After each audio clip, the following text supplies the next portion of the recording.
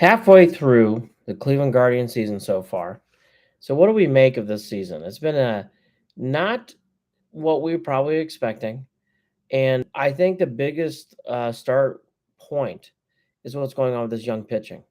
The Guardians have a young group of guns that have come up here and have really saved the season for the Guardians. Remember at the beginning of the season, it was supposed to be Bieber, Quantrill, Savali, McKenzie and Plesac. Plesac obviously has gone off into AAA, and then McKenzie's been injured. He's only made a couple starts, handful of starts, and then Savali is just getting back to health, and Quantrill's just getting back to health.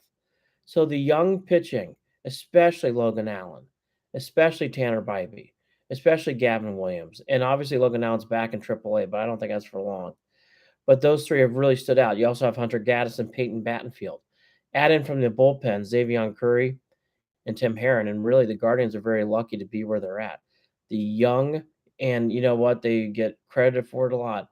The young pitching has come up again for the Guardians. They know how to get young arms up here, and they do it again. So point number one is the young guns. Halfway through the season, the young guns have kept the Guardians in the AL Central division race. The other big thing has been a storyline is the lack of offense. They are last in home runs. They're in the bottom. They're in the bottom of runs scored as well. You know, the Guardians have just had a hard time. They played 35 one-run games. That is a lot. I mean, think about that. Almost half your games have been by one run. The hitting has to improve. I think if you want to circle out some people, Andres Jimenez, Josh Bell, they have not provided what you were thinking at the beginning of the season. You're hoping for more of an uptick from Stephen Kwan. You're hoping for more of an uptick from Ahmed Rosario, but the hitting has just not been there. The third big thing, though, has been J Ram and Josh Naylor. They've been tremendous.